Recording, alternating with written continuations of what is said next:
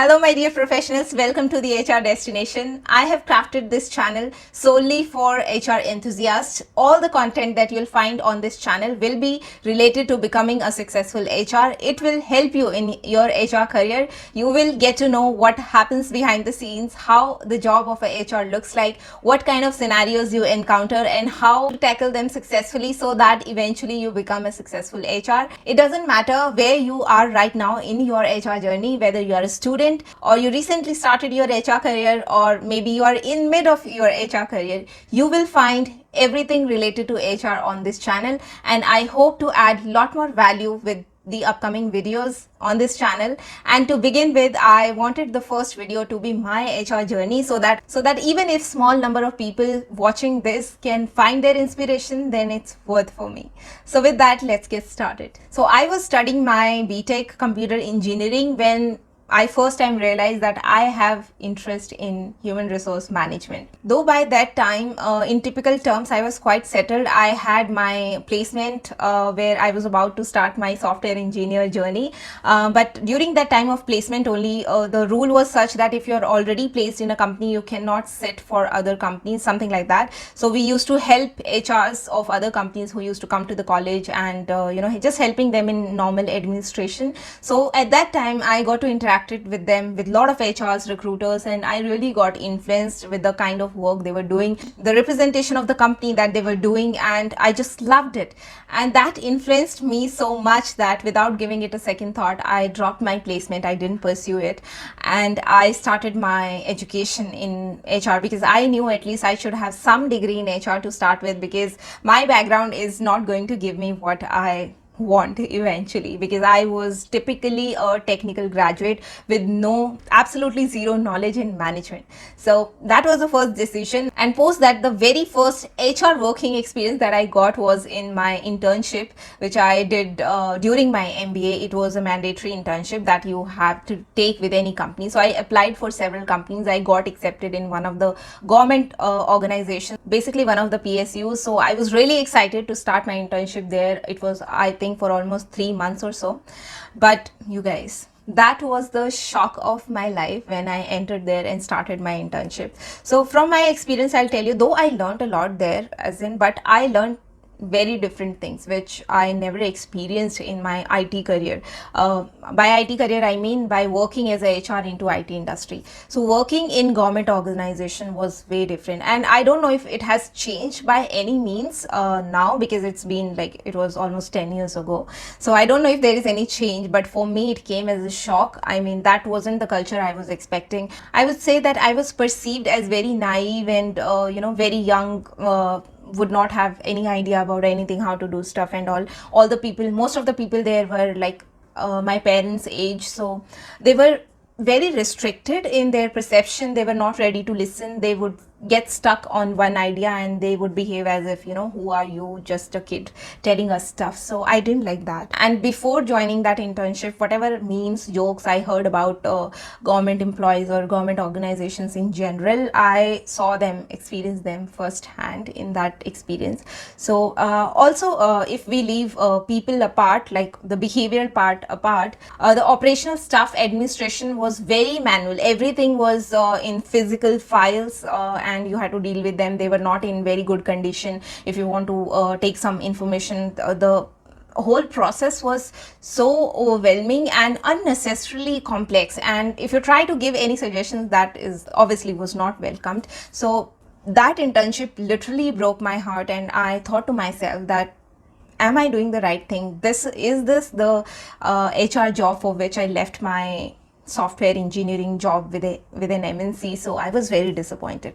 So, but still there was some hope that maybe the IT industry is not such, and I might get to work on different things when I reach there.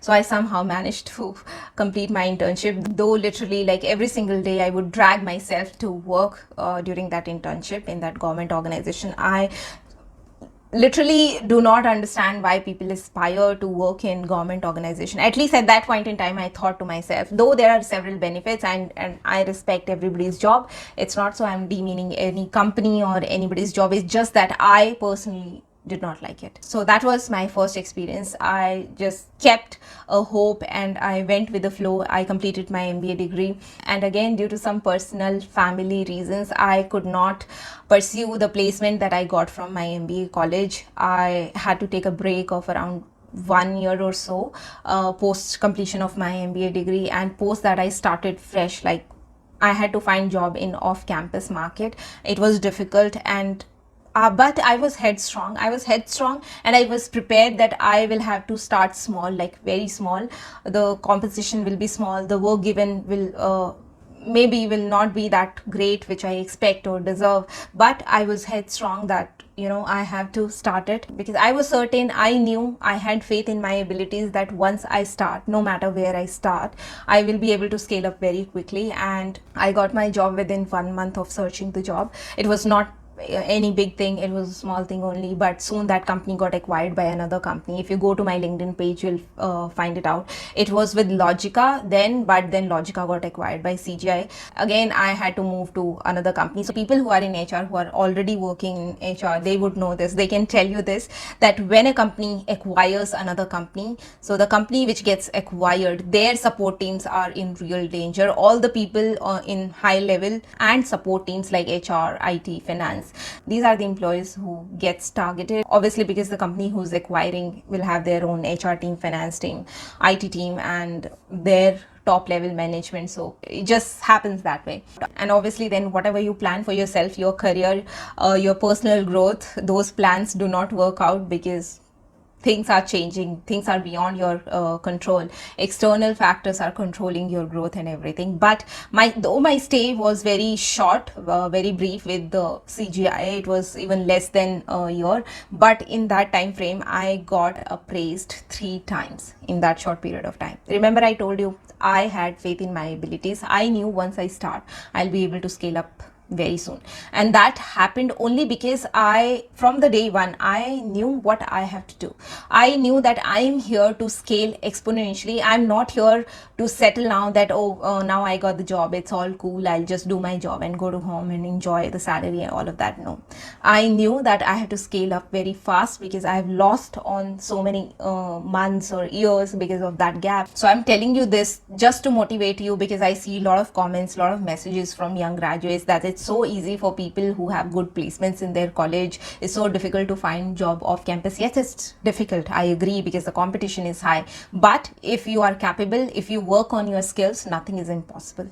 Nothing is impossible. And if you're not wasting your time in cribbing and you're working on your skills, then nobody can stop you. You can even do better than people who got placed in your college, for sure. So then after that job, I moved to next one. So this was a company where I learned a lot, right from HR operations, recruitment, HR BP, everything that you can imagine under the umbrella of HR. I experienced there, I learned there. We used to even go to campuses and do the exact same job, which I got influenced by when I saw recruiters coming into our campuses and doing that job. Though when I did it as a HR, when I went there in the campuses to represent the company and to hire the young crowd, I did not like that job much. Maybe because by then I had explored so many other avenues of HR and I fell in love with them.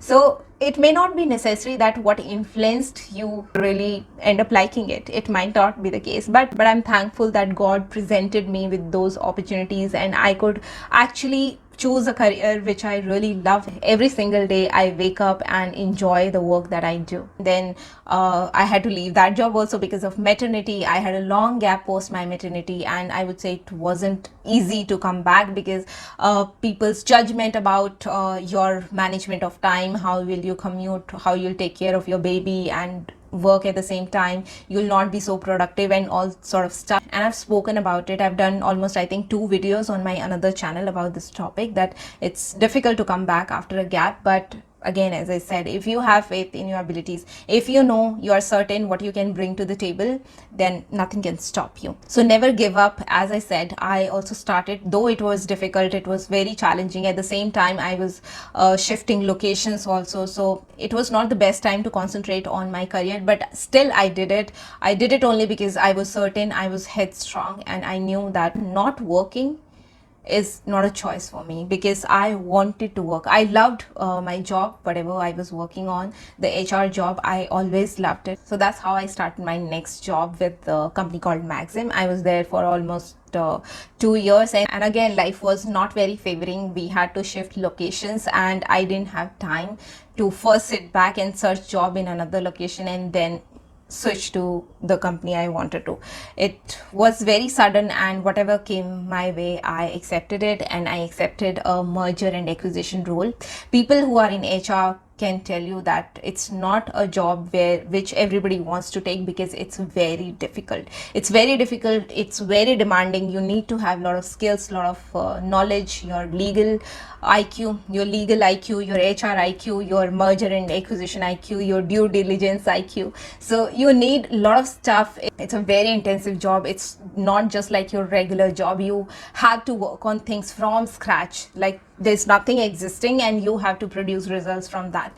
It involves a lot of communication. Everything depends on you. One wrong move and you are like gone. Though people in merger and acquisitions are paid very well, but there is a reason why they are paid very well, and not many people opt for it because, as I said, it's very challenging job, it's very stressful job, it's very intensive job. But as I said, I was certain, I didn't have many choices, so I took it. And obviously when you take up such challenges in your career, they let you grow so much. You see exponential growth in yourself. So I took that job and I moved from Bangalore to Delhi NCR to pursue this merger and acquisition job. And when I arrived here, because I started my career in Bangalore, so I was very used to that culture, and I thought for some reason that that's the culture you get everywhere. But that was very untrue. My experience of working in Delhi NCR was not very good, specifically with this company where I took this merger and acquisition role.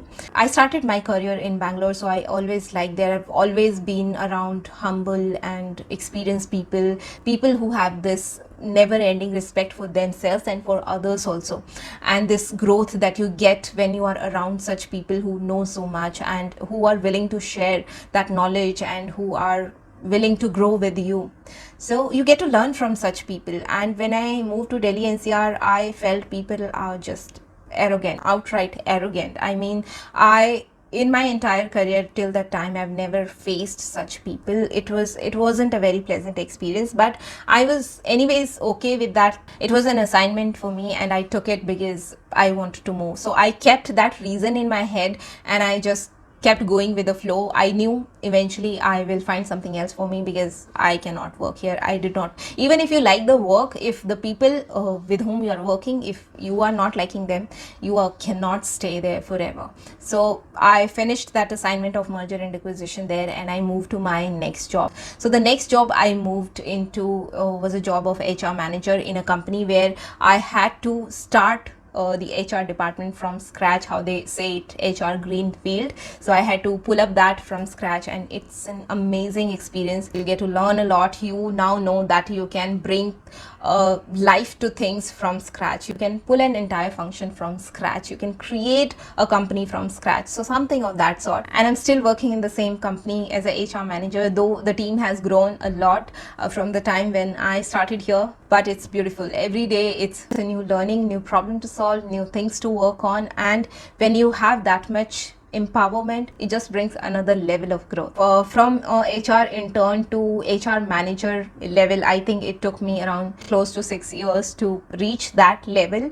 But it really depends on where you start from. If you're studying in premier colleges and you get a good placement, you can outright start with a HR manager position. But as I said, I started very small, but I always knew I can make it there because I had that faith in my abilities and I knew that I'm not here to settle for less. Maybe I would start from less, but I was always very certain, very mindful about my growth. I never settled for anything less. Even when I was on breaks and when I was hunting for a job in my career, I never settled for less. I asked for the raise that I believe I deserved, and I never ever let anybody else decide what my worth is. Though ultimately it was my choice whether to take that offer or not. People just offered way too less just because they thought I just wanted to start my career again. and want to come out of this gap, but I wasn't okay with it. I would say that most of the time you have choices and you know that what is right for you, but out of desperation or maybe because of some unwanted circumstances, you make choices that are not good for your career. So just have that belief in your abilities and never settle for less.